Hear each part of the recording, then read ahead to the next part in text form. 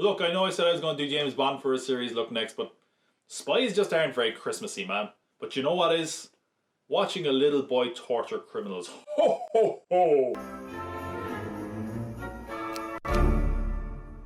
So on a series look, we're going to review all 5 home... Whoa, wait a sec.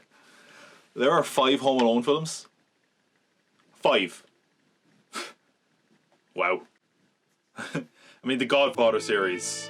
The Rise and Fall of Michael Corleone. 3 films. The Lord of the Rings. The Epic Journey to Mount Doom and bringing balance to Middle Earth. 3 films. Home Alone, the story of a kid stuck at home. Whoa, whoa, whoa, hold up. We're going to need 5 films to tell that story, dog. I really don't think I have too much to say about Home Alone, at least the original one. I mean, it's a classic for a reason, and normally on a series, I look at the origin of a series, and I don't really need to do that either. It's as simple as this. The writer, John Hughes, figured, hey, what would my son do if he was home alone? And hence we got Home Alone.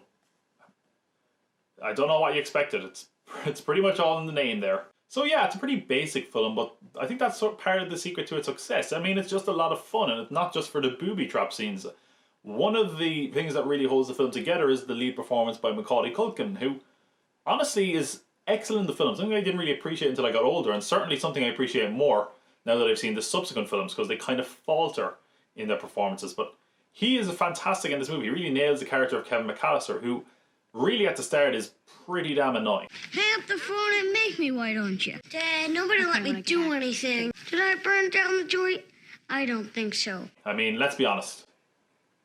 I'd probably abandon that kid. Macaulay Culkin, of course, isn't the only one who gives a great performance in the film. We have the parents, played by John Hurd and Catherine O'Hara.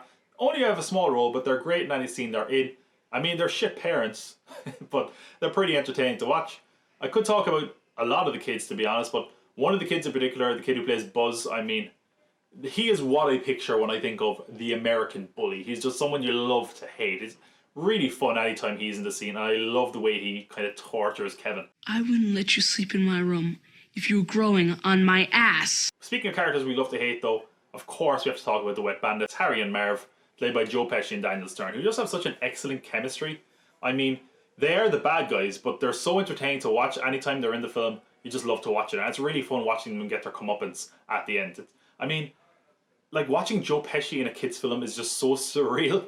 Especially because this was my introduction to Joe Pesci, and then meanwhile you go to Casino and he's just swearing up a storm or whatever. Fucking girl! What happened to the fucking tough guy? Told my friend stick it up his fucking ass! It's just so funny watching him lose his mind and his temper and not being able to swear. It's so amazing. Anytime that happens, it's just a highlight of the film. One of the other characters I really love, who's only in it barely, is Santa in this film. He's just so pathetic, but it's so funny. Santa, hold on!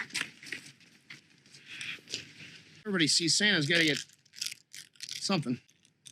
There you go. That's the spin-off I want to see. I think one of the other reasons it's enjoyed is because the film has a sort of an edge to it. It didn't feel like a dumbed-down kids film like so many others. It honestly feels at times like a film you shouldn't have been watching when you were a kid. It's quite dark and quite violent at times, but because of that, it has an ultimate appeal to a kid, because of course we all have the fantasy of taking down the bad guys, even in a simple scenario like being in our own home. But also because it sort of gives you the ultimate kid fantasy that you think about, which is, what if I had all this place to myself, if I could do whatever I wanted and break all the rules?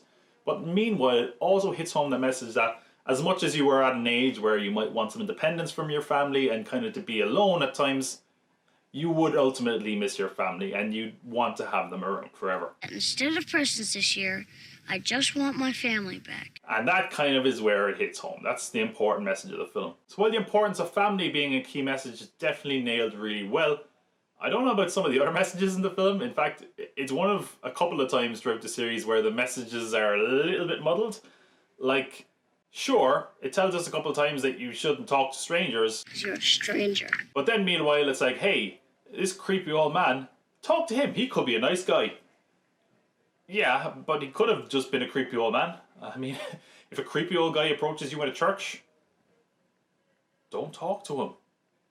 Fucking run. Another highlight of the film is John Williams' score, which is just amazing. It's incredibly iconic, and of course we always hear it at this time of year, but it never really gets old. It has moments of whimsy and menace, and it's just perfect. I cannot get enough of the score of Home Alone. Of course, we also have the booby trap scenes in the film, which are just so entertaining. I mean, they're so elaborate, the stunt work is impressive. As a kid, it was just so fun to watch, and it's still fun as an adult, and you even appreciate parts of it more. And also kind of feel bad for the burglars, maybe a little bit more than you used to. So like I said, there's really not much I can take away from this film. It's a Christmas classic that a lot of us just love. I check it out every couple of years at the very least, and it still holds up, man. It's a lot of fun, and it really gives us that festive mood that we like for this time of year. Again though, it does leave me with just kind of few quibbles or nitpicks that kind of bug me having seen it so many times. Like when Old Man Marley says, "There's a lot of things going around about me, but none of it's true." That line always drove me crazy. Like, what is he referring to? Is he on about the rumour that he could be a murderer? He's not on about the family drama because he knows Kevin doesn't know about that. So, what rumours is he talking about? I don't care what the lesson of the film is, man. I'm pretty sure this guy might have some skeletons in his lodge. Why do you only ring the cops now? I mean, you could have rang him earlier. You could have not rang him at all. Why now? Why do all the work and then be like, now is the time? Now that I'm finished with them, yeah, I'll ring the cops. Here's a really minor one that always bugged me. He knows what time the wet bandits are coming, right? He knows how long it takes to cook the mac and cheese.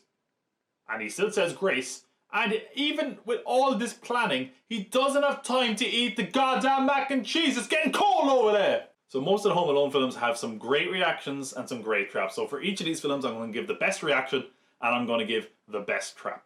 Now, best reaction is a tricky one. I was very close to giving it to Marv's reaction to a really shit joke. It's Santa Claus. And it's Elf. But I'm going to have to give it to Fuller. I mean, look at that face. I mean, Kieran Culkin has done a lot of great work since, but if you ask me, he peaked in his first ever role with that iconic look. Best trap is a really tricky one as well, because it's the first film. It still all feels pretty fresh. I mean, I'd love to give it to the blowtorch. That's a great one. I love the Christmas ornaments just because of how simple and painful it looks. It's just, oh, that's the one that kind of stuck with me when I was younger, but I have to go with the paint cans because it's just classic, man. And it's still such an effective trap. Don't worry, Marv, I'll get him for you. So like I said, there's really not much I can say about Home Alone. It's just an excellent film. I mean, it has stood the test of time. Like, let's not forget, this movie is now 30 years old. And it's still a holiday classic for families around the world. And I think it's because it felt like a film they don't really make anymore. And kids don't feel like they're just watching some disposable Christmas nonsense. But parents can enjoy it because of some of the deeper things. And it really gives you that festive spirit that we all clamour for around Christmas time. Now, as for the sequels, well, it's kind of a different story. A lot of people have a sort of nostalgia for Home Alone 2, which really isn't that surprising. I mean, they came out in just 2 short years between each other, which means that people who grew up with the original Home Alone were still growing up, I guess. Personally, I just never had that sense of nostalgia. I didn't see this film for the first time until last year. I mean, even when I was younger, I kind of felt like, didn't we say all we needed to say with the first Home Alone and now he's in New York? But regardless, curiosity got the best of me last year and I finally decided to check out Home Alone 2, Lost in New York. And they're the same picture. Yep. I mean, of course Home Alone was going to get a sequel. It was the highest grossing live-action comedy until 2011, when it was beaten by The Hangover Part 2. And just like The Hangover Part 2, I guess they figured, hey, same movie, different location. Because, you know when a movie comes out and a sequel comes out suspiciously quick after it, and you just know they put no thought into it? Like, when they're like, hey, we need to do Die Hard 2. Die Hard, but this time it's in an airport. We need to do Homeward Bound 2. This time they're lost in San Francisco. We need to do Home Alone 2. Well, he's in New York, isn't he? I mean, this one really requires you to suspend your disbelief even more. Like, sure, the first time maybe you can brush it off, but the second time, no one's like, hey, I was meant to be sitting next to Kevin, or hey, there's an empty seat randomly next to me. Or even Kevin isn't like, hey, nobody I know is on this plane. He only checks after he got off the plane. Which, by the way, Florida to New York, not that far away, you know. Probably could have sorted out pretty quickly. And even putting that aside, something I don't get is, how is this so funny? This is a Why is everyone losing their shit and going hysterical with this? Like, honestly, at this point in the Home Alone franchise, it's just easier to believe that the McAllister family are a bunch of assholes. Kevin, you walk out of here, you sleep on the 3rd floor. Yeah, with me. So what else is new? You'd better not wreck my trip, you little sourpuss. Your dad's paying good money for it. In fact, scratch that, because you know what? In the first film, it's at least like just Kevin and the family know he's alone. But this time, all of New York seems to be totally fine with a kid just walking around the place. So, you know what? Everyone in the Home Alone universe is an asshole. Except John Candy. He's a sweet, sweet man. What? See what I did there? Look, I know Kevin is a kid, but all I'm saying is that the plot of this movie relies a lot more on the incompetence of adults than the first movie did. But look, everyone in the universe is a jerk. I mean, even Kevin, he stole his dad's credit card. Like, ugh, I hate all these people.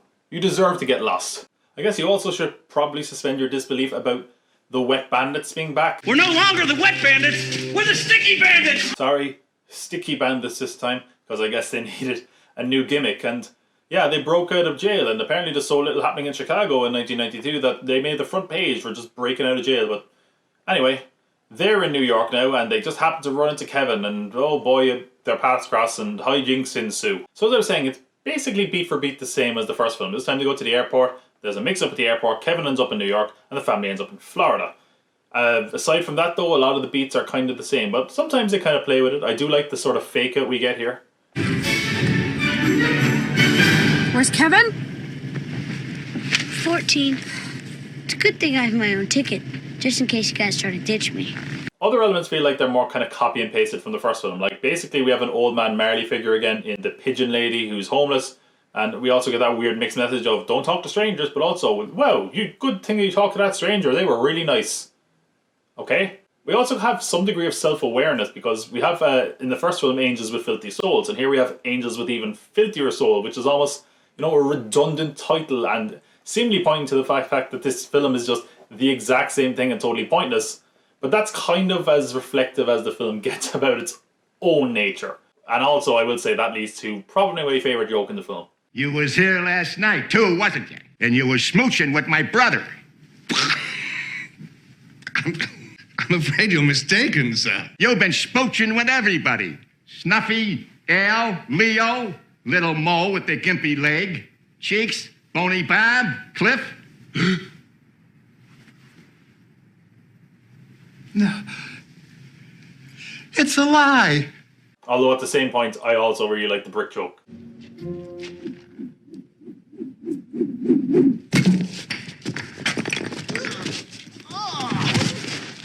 You want to throw bricks? Go ahead, throw another one.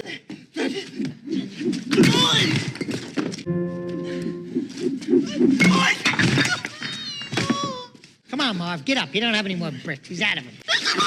Let me get back. Wow. Let me get back. That did it. Nobody throws bricks at me and gets away with it. Come on, Marv, get up. Angels with Even Filthier Souls is actually where we get the famous Merry Christmas, You Filthy Animals line from, which people often wrongly attribute to the first Home Alone. So there you go. If you ever want to be that, well, actually, guy, now you can be. I guess that's the film's ultimate legacy. Well, okay, it also has the weird legacy of having this guy in it. Down the hall and to the left. Well, they might not have had much to talk about back then, but I'm sure after the 2020 election, Donald knows all about what it's like to have lost in New York. That's our political joke for the episode, everybody. I'd like to thank our musical guests, Kanye West. You fucking lunatic. That's all we have time for. Good night. Oh yeah, the rest of the movie, sorry. Although I guess another part of the film's legacy would be the Talk Boy. Like, I vaguely remember these. They were a toy that they actually made in conjunction with the film that sold pretty well. I mean, nowadays it's pretty modest. Like, imagine telling kids now, like, this was a hot toy back in the day. Like, hey, you can record audio. Whoa! Some of the new elements in the film actually work quite well. For example, Tim fucking Curry. Every scene he is in, he just steals. Anytime I see Tim Curry in a film, it gets an extra point. But, oh, Rob Schneider's in this film. Anytime I see a film where Rob Schneider, it loses a point, so we broke even. Seriously though, Tim Curry is so entertaining in this film. He's just got a smug, shit-eating grin throughout the whole thing. He's just such a weirdo. He steals every scene he's in, and he's really entertaining, but Can we talk about that one scene where he's trying to catch Kevin out? And to do that, he walks in and follows him to the bathroom. I mean, best case scenario, he was hoping to find the kid by himself, which means he was going to walk in on a child in the bathroom. Yeah. Why don't you have a seat right over here for me? Ladies and gentlemen, we got him. Some of the stuff they repeat in the film is also less successful. Like, this joke does not make any sense. Like, when they did it in the original film, they were in France, so it was in French, so they didn't understand it. You just have the Spanish audio on. Turn it off. Problem solved. So yeah, around the halfway mark of the movie is when they leave the hotel, and this is kind of where it loses me a little bit. I feel like they missed an opportunity here. Like, they had a chance to make this feel a bit fresher by having a new setting, like a hotel or even the toy store, but instead he just goes to a dilapidated house belonging to his relative, and I feel that's a missed opportunity. And it also makes less sense. Surely he would know the hotel a bit better than he would just this random dilapidated house he just arrived in. I mean, seriously, the FBI should have this guy on a watch list. Look how quickly he just whips up dangerous shit like explosives and stuff. He could be a domestic terrorist. I honestly think you could probably put him against terrorists and he'd fare better than John McClane. Look how quickly he makes this shit. Which of course brings us to the essential part of any Home Alone movie, the booby trap scenes. And no, I take it all back. It's a totally different film. See, this time Harry lands on top of Marv, and in the first one, Marv lands on top of Harry. See? Totally different movie.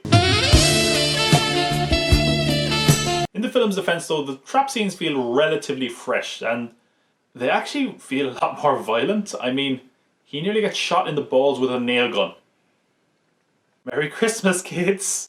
Yeah, it's so dark and violent that it's kind of unsettling. I mean, I know they're kind of going for a live-action cartoon thing, but it's unsettlingly violent in the real world, to the point where I actually felt bad for Harry and Marv. And shout out to Joe Pesci for really doubling down on that by channeling Muttley in his performance.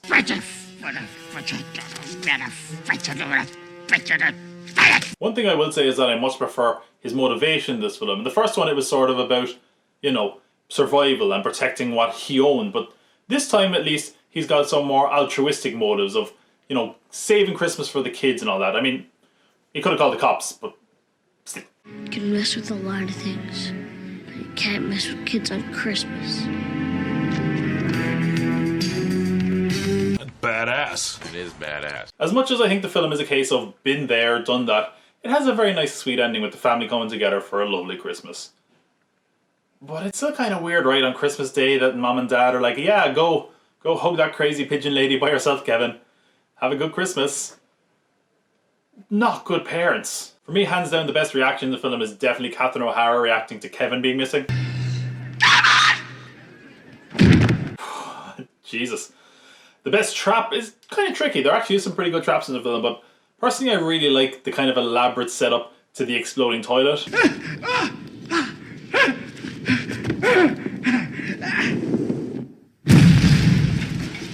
I guess I have pretty lowbrow taste, because an exploding toilet is just funny. Home Alone 2 is decent, but it's one of those films that's so like the first one, it's hard to tell what your reaction would have been if you saw this one first. Is it better? Is it as good?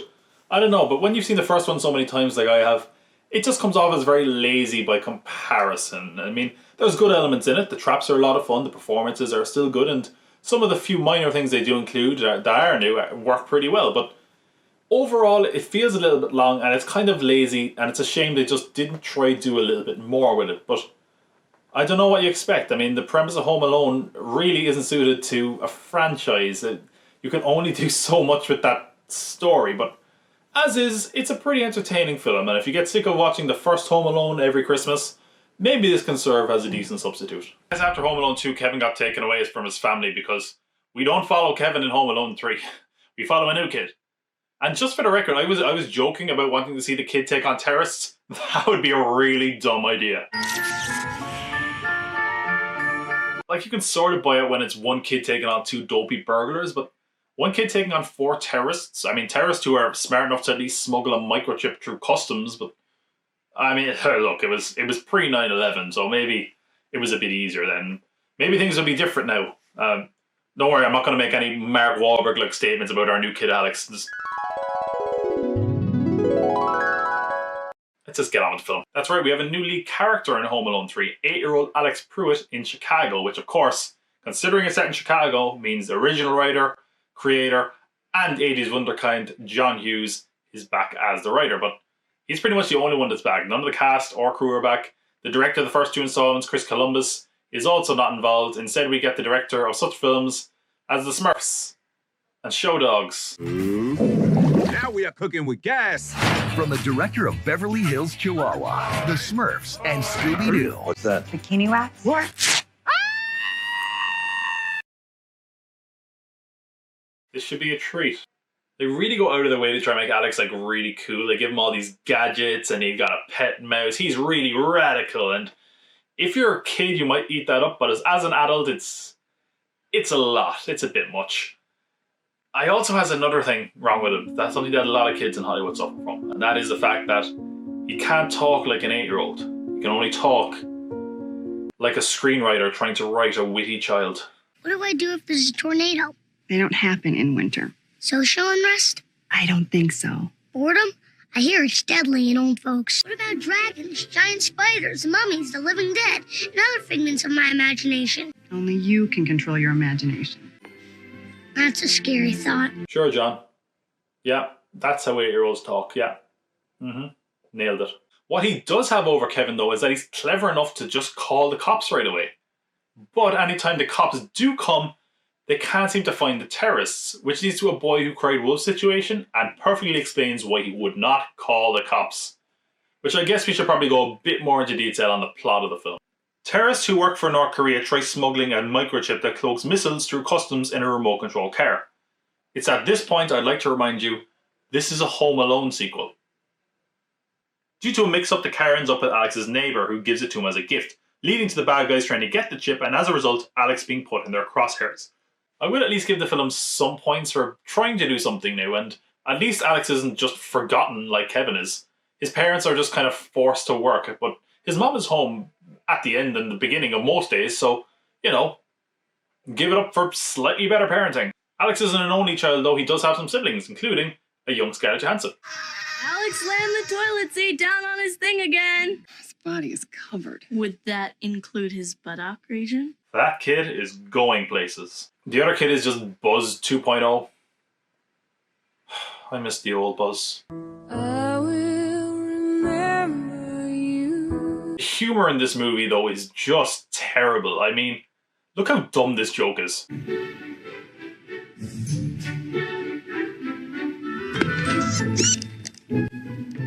Look, Doris.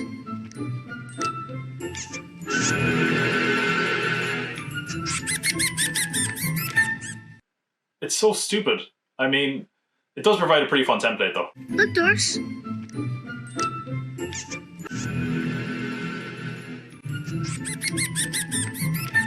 Like, did John Hughes just down the contents of a thermometer before writing this? Because it's not even the only dumb animal joke in this. Freeze!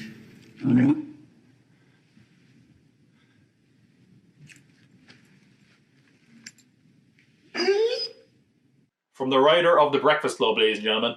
I guess at some point John Hughes just decided animals were the height of comedy, because there's also a talking parrot in the movie for more hilarity. Home Alone movie needs some good bad guys, though, and boy, if you thought Harry and Marv were dumb, wait till you check out these terrorists, because they're just absolute morons. And that's never been demonstrated better than the scene where they're trying to catch the remote control car. This guy could have just grabbed it, but he's like taking his time like it's some sort of wild animal.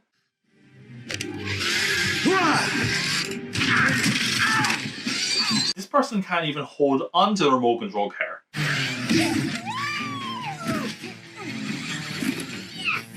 And this guy tries to run it over. Like, this is carrying the $10 million microchip that you need, and it will inevitably be destroyed if you run over it, dude. What are you trying to do? Not to mention, this guy also knocks over one of the other terrorists, and it has nothing to do with Kevin. He's just a dumbass. Copy. Where I said I'm heading to work.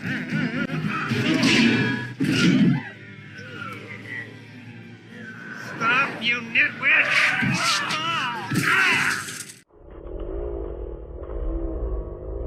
Look, Doris.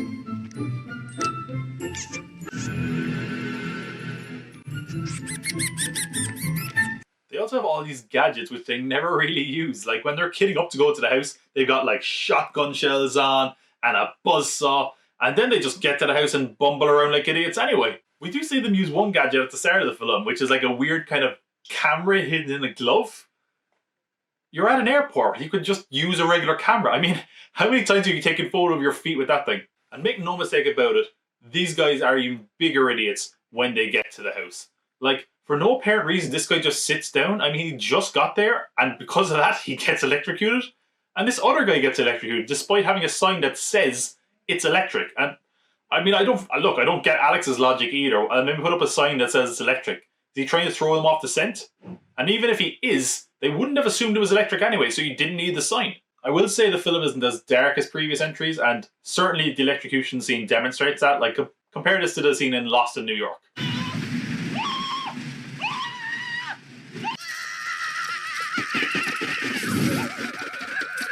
It's like night and day. I mean, yeah, by the way, I should have mentioned that he farts electricity. Ladies and gentlemen, from the writer of Ferris Bueller's Day Off.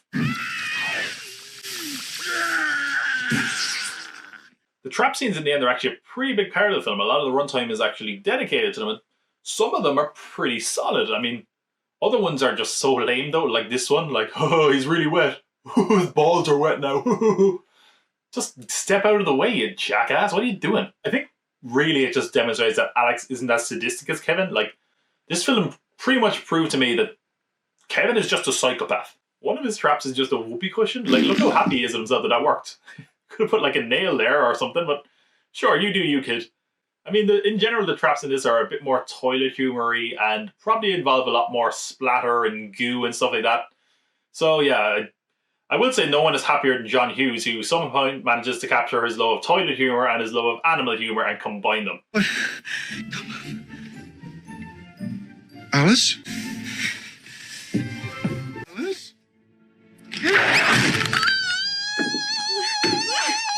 You smacked my winky. Smacked my winky.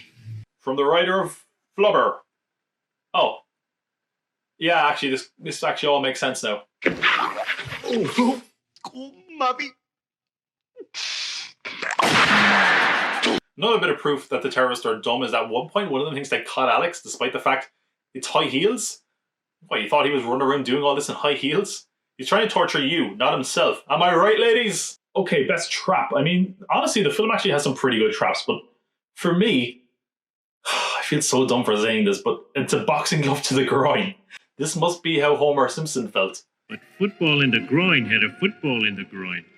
I just got such a laugh out of how elaborate it was for what was essentially just a shot to the nuts. You are dead, kid.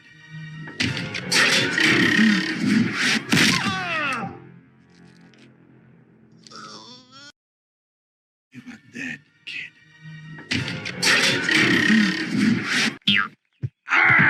My groin! Best reaction? Ugh, I don't know. Let's just give it to the mouse looking at the cat, just because that's something you can mess around with and have fun for hours.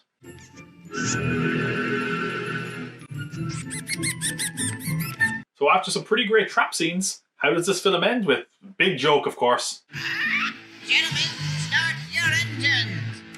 Oh no, I'm mistaken, sorry. It goes out with a lame joke and some really lame radio rock music. Home Alone 3 is okay. It's not terrible. It's way dumber and more over the top and more sanitized than the previous films, but it's relatively entertaining. It doesn't overstay its welcome as well, which is positive. The humor is a lot worse, but the traps are pretty okay, and as dumb as it is to have a kid go against four terrorists, it's sort of a guilty pleasure to watch. I mean, to be honest, I saw this film a fair bit growing up, so I sort of have a bit of a soft spot for it, and kids will certainly be entertained by it, but unless you're an adult with a certain nostalgia itch that needs scratching, chances are you won't get anything out of this. Certainly not as much as you did out of the first two films. Look, Doris.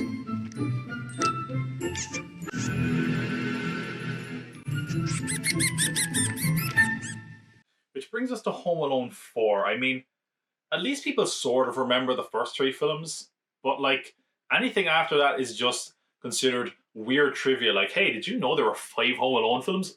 Bullshit. I mean, I remember seeing this video in a video store and just looking at it and being like, is this a joke? Like, this is a sequel to one of the most successful films of all time. Like, the first Home Alone film, when it came out, was only behind Star Wars and E.T. domestically. And here we are, 3 films later. Jesus Christ, Home Alone 4. I mean, it cannot be as bad as that cover, right? There's no way it can be that bad, right? I was so wrong. It is so bad. What did I expect, I guess, from Home Alone 4? That's right, they even fucked up the titles. I mean, it doesn't have the music. It's there for like 2 seconds. Let's just get on with it. I don't know if I even need to point this out, but in case it wasn't obvious, this was a straight-to-TV movie. I mean, it should be clear from how cheap and empty everything looks, and the awful placeholder music.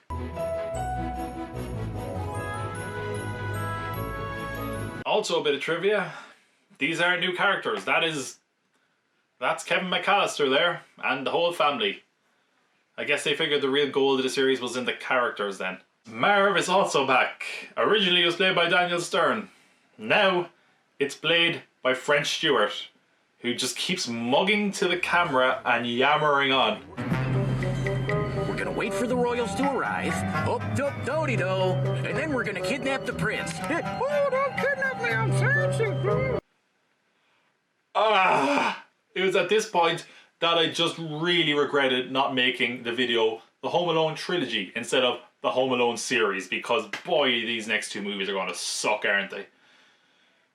So, Harry isn't in the film, originally played by Joe Pesci, but for some reason French Stewart is basically dressed like him, but thankfully he does have a sidekick in Vera, played by Missy Pyle. Now, normally, I like Missy Pyle, but here she's just kind of fine, to be honest.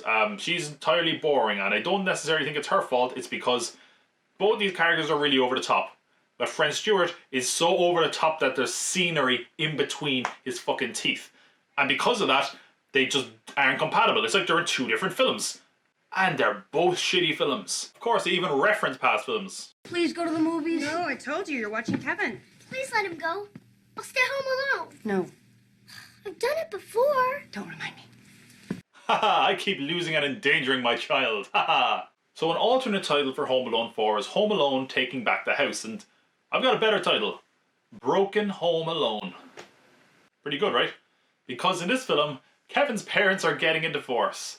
Christmas! Yeah, so I don't really get what's going on here, but Kevin's dad is now close to being engaged to this rich woman who's expecting a visit from a royal family to her smart house. And our burglars have now upgraded to kidnappers because they intend to kidnap the royal prince for ransom. A smart house in the year 2002? Wow, the possibilities are endless. I mean, look what it can do! Fire light, you haven't. Wow, I think I'm gonna like it here. Wow. Yeah, they don't really do anything interesting with the idea or concept of a smart house. But if you want to have a fun drinking game and want to get totally tanked, pour yourself a drink and take a sip every time someone says door open or door closed. Because you'll be done in the first 10 minutes. Door open. Door open. Door open. Door closed. Door open. Door open. Door open. Door open. Door closed. Door open. Door open. Door open. Door open. Door closed. Even for a TV movie, this just looks so damn cheap. It brought me back to a time in 2002 where TV still wasn't really a viable medium where it could look halfway decent. I mean, it's terrible looking. Not only that, like, even forget about the way it looks. They don't even have the Home Alone music in the film. Ever. So how is our new Kevin McAllister? And well, look, I don't really like rubbishing child performances. It just seems kind of mean, but I'm going to do it anyway. He's no Macaulay Culkin. I mean, and that's weird because I kind of underappreciated Macaulay Culkin until I saw other performances in some of these Home Alone films. I mean, he is really great in those films and he's got a sort of an edge that makes that character more interesting and believable. This version of Kevin McAllister is just too sweet and saccharine. I mean, he's boring. He's dull dishwater. I mean, look, if I could say anything, he's no more interesting a character and no worse a performance than any of the other actors in this film, so There you go, kid. It's not an Emmy, but it's like a participation medal, I guess.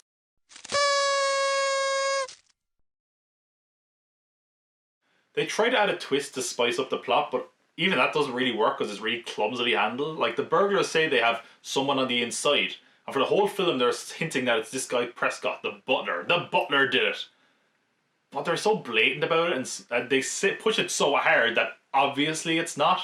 So instead of it being the mean, seemingly bad butler, it's a nice, seemingly good maid who's actually Marv's mother as the inside person. Prescott is not their accomplice.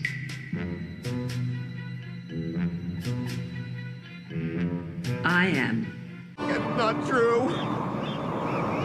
That's impossible. Although it does lead to one of the better scenes when he locks the butler in the freezer. Like, we've all played Tomb Raider, we know where this is. Holy shit, they actually did it. There you go, guys. That's the highlight of the movie right there. I say that's the highlight, and it's not really surprising because the traps in this movie are lame like everything else.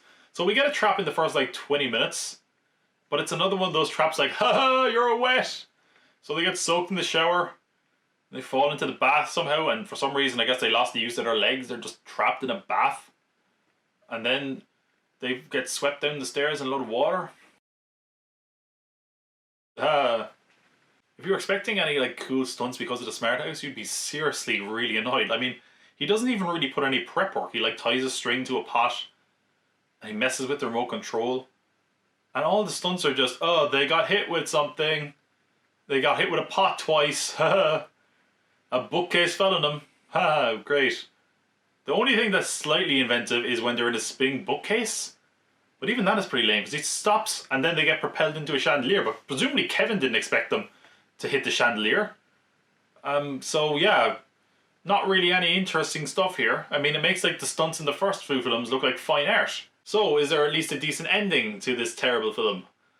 Obviously not. Why would there be? For no reason, in the last half hour, the rich woman is just a bit of a bitch. But you're not going to come between your father and me. He wants you in his life, and I think that's admirable. But if you want him in your life, you better not cross me. Understood? I don't understand people who watch movies over and over again. And so because of that, Kevin's dad is like, we're not going to get married, I'm going back to my old wife. And the old wife, just Kevin's mom, just takes him back, no questions asked, for no reason. I'm in love with my wife and kids, and I belong with them. And I want to come home. You know, I mean, I understand if you need time to think about it. Mom?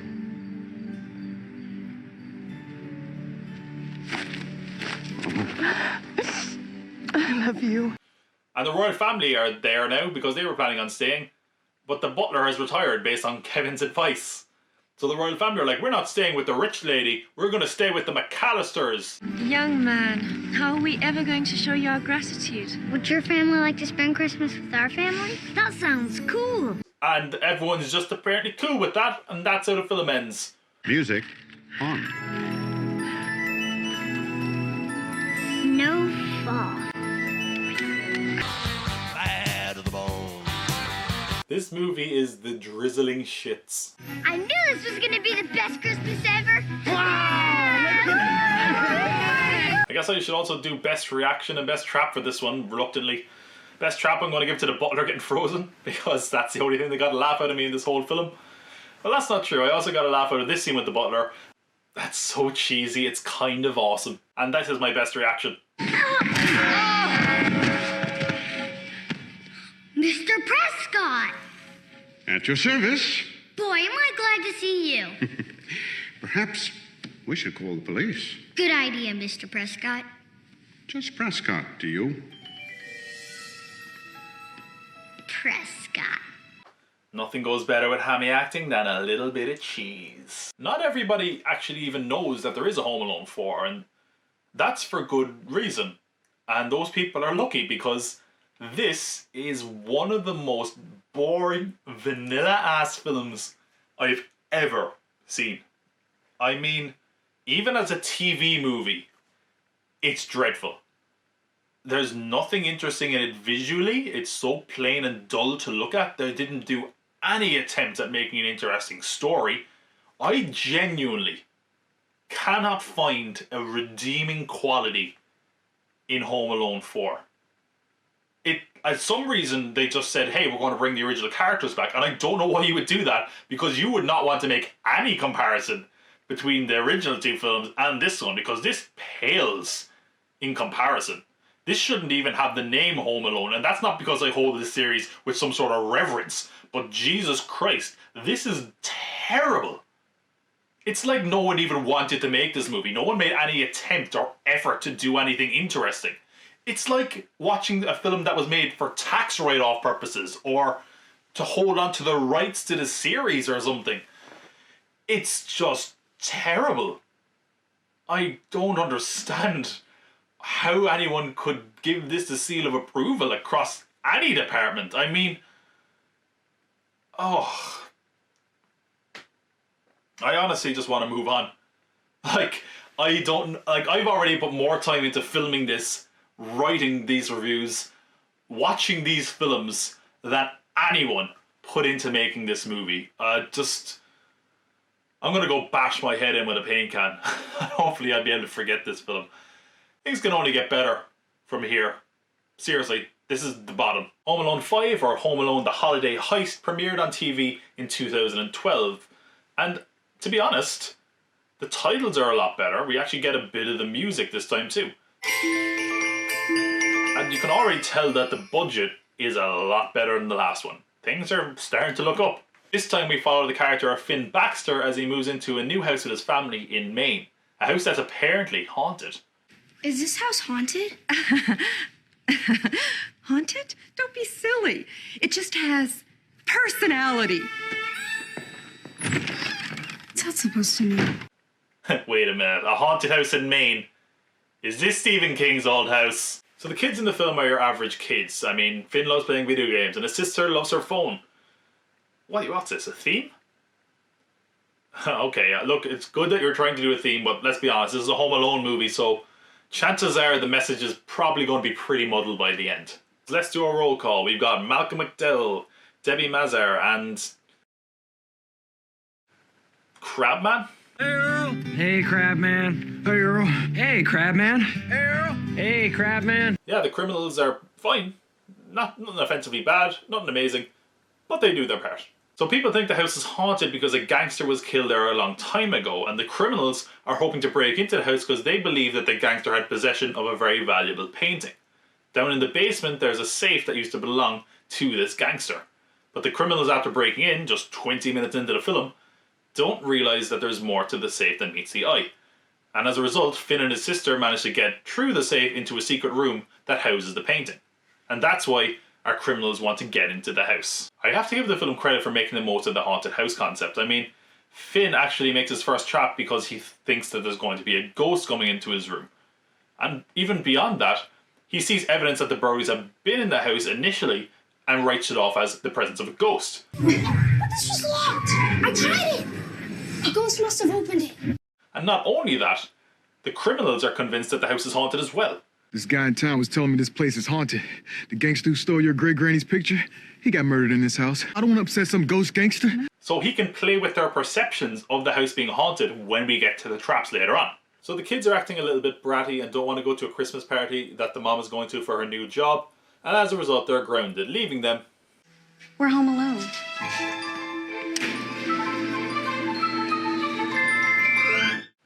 There you have it.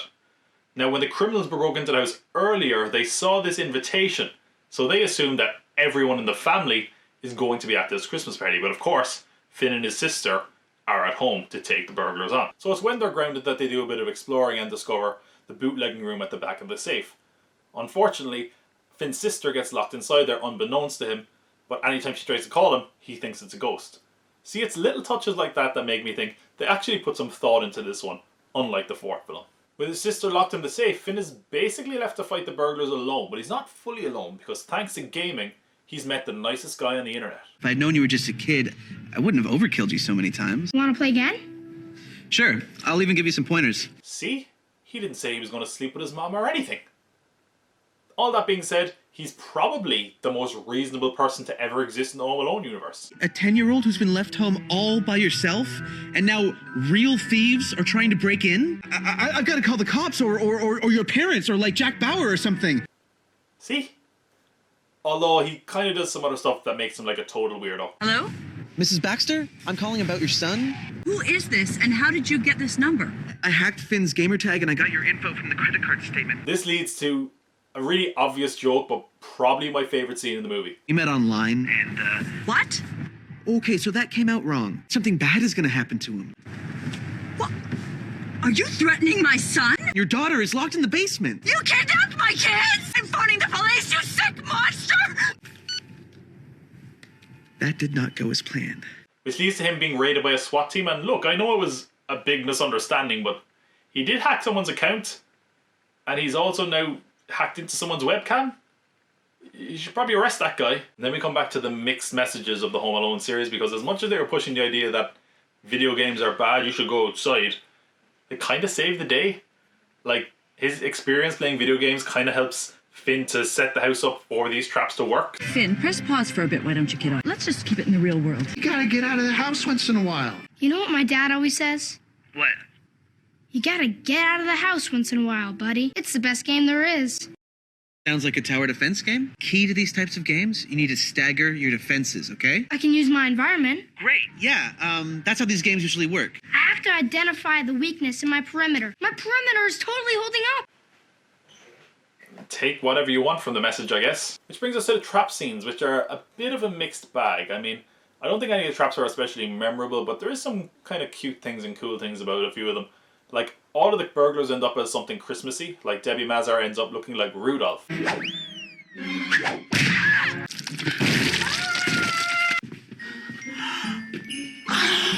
Rudolph. Crabman ends up looking like Santa Claus. Look like Santa Claus. Would have been a lot easier to turn Malcolm McDowell into Santa Claus. Could have just super glued a hat onto his head. But Malcolm McDowell doesn't get left out. He does get turned into a Christmas present and sent flying down the stairs, which I don't know if this counts as a reaction, but I'm going to say that my best reaction to the film is just watching his head bounce as he goes down the stairs. Let's put that on loop for a little bit.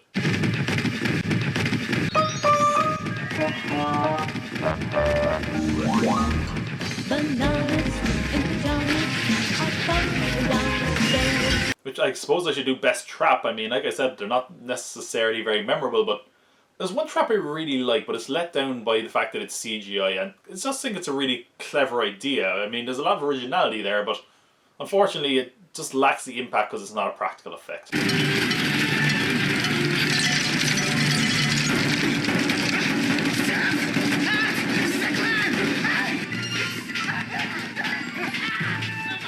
I also like the ending to this movie. It turns out that the painting is a painting by Edvard Munch, who Dad says is best remembered for The Scream, which leads to this scene. He painted The Scream.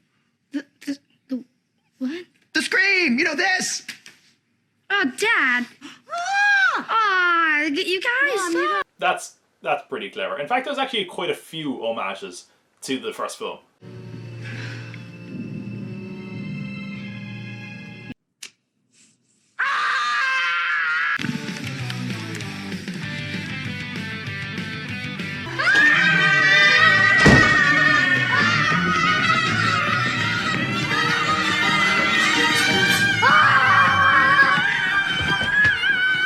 Focus here. Right. We're not a bunch of two-bit bandits. We're the wet bandits. So we're not going to be stymied by a slippery walkway.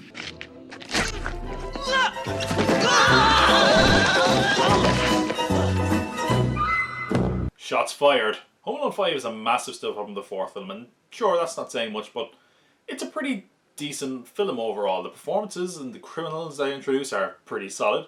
I like the relationship between the brother and the sister. I got a laugh or two out of it as well, and it tries to engage with some themes and ideas, which admittedly are muddled, but they were admittedly muddled in the first few films as well. Ed Asner is there. I guess that's good. Sure, why not? Not sure. Great! That's great. Adult eggnog. An eggnog. That being said, the traps are what really lets it down. I think that might be more a statement on the time the original films were made. I don't know if we're ever going to really get anything with the sort of darkness or sadistic sort of violence that the original films had.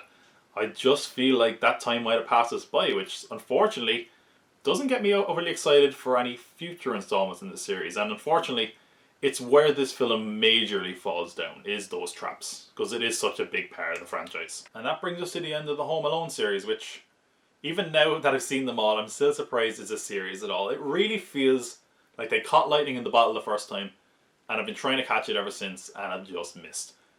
Really, it feels like the first film is the only one that managed to strike a delicate balance, and that balance was between heart, which is all the family dynamic and stuff, and realising the importance of family, and holding on to what we have and not taking it for granted. And the other side was all the harsh stuff, the violence, the sadistic, the kind of edge to our characters. It's even more shocking when you look at these two elements and realising that they ever mix together and work to begin with. And it seems like every time they try to do another Home Alone film, they either have too much heart or too much violence, and it never really works. And unfortunately, they're going to keep trying. Apparently they're making a Disney Plus reboot. And apparently they're making a stoner version with Ryan Reynolds. And I guarantee you the Disney Plus version might have more heart and the stoner version might have more violence. But I think to make the Home Alone movie work, you need to have a mixture of both. And I don't think any film has ever managed to really do that aside from the first film. So because of that, Merry Christmas. Maybe you should just throw on Home Alone and enjoy it. Merry Christmas, you filthy animals. Bells on bobtail ring, making spirits